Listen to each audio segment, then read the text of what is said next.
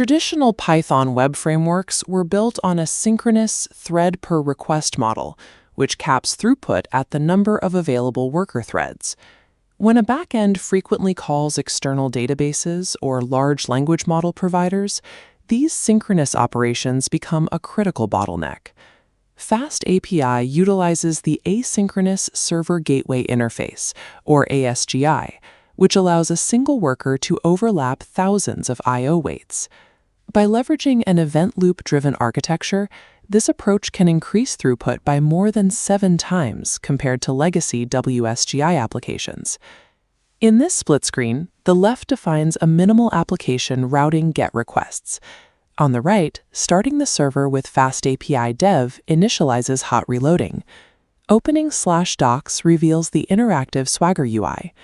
FastAPI repurposes type hints to automatically generate request parsing, validation, and OpenAPI documentation.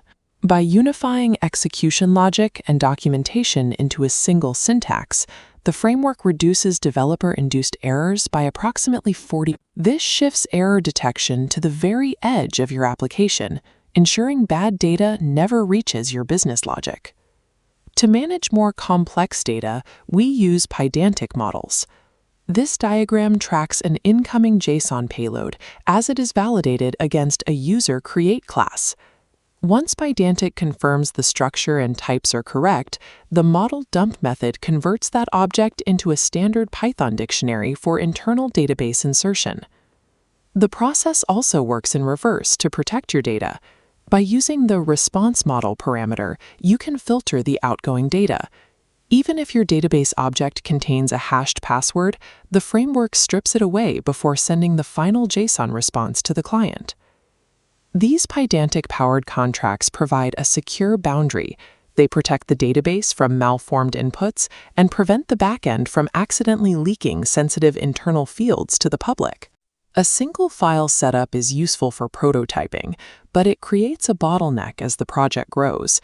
Managing database sessions across 50 endpoints in one file leads to resource leaks and makes the business logic nearly impossible to test in isolation. Production-grade architectures use functional layers to separate concerns. This flowchart shows the path of a request.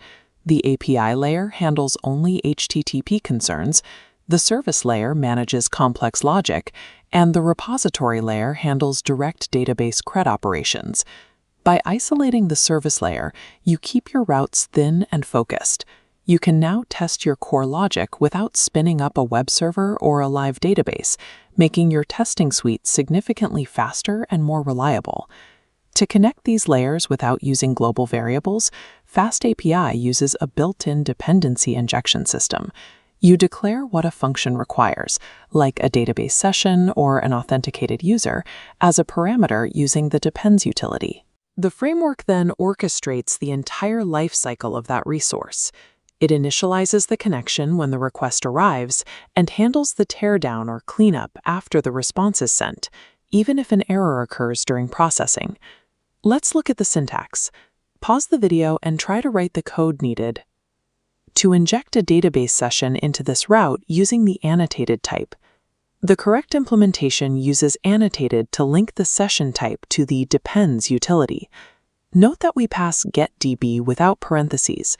This tells the framework to manage the execution of the function for us. This layered approach, supported by dependency injection, transforms a script into a decoupled system where every component is replaceable and independently testable. A production backend must also be configured to interact safely with external clients, such as a React or Vue application running on a separate domain. Browser security restricts scripts on one origin from interacting with resources on another. This diagram shows how Core's middleware negotiates that connection. The browser sends a pre-flight check, and the backend explicitly permits the front-end's origin, allowing the exchange of authentication headers and data. On the front end, managing expired tokens requires a waiting room pattern. When an access token expires, this interceptor locks outgoing requests in a queue, while it silently rotates the refresh token. Once a new access token is acquired, the entire queue is released and retried with the new credentials. To summarize, Follow these 4 rules for production backends. Define your routes from most specific to most generic. Keep your routes thin by moving logic to services. Use Pydantic models to shape all incoming and outgoing data. And finally, you must use dependency injection to manage all your shared resources.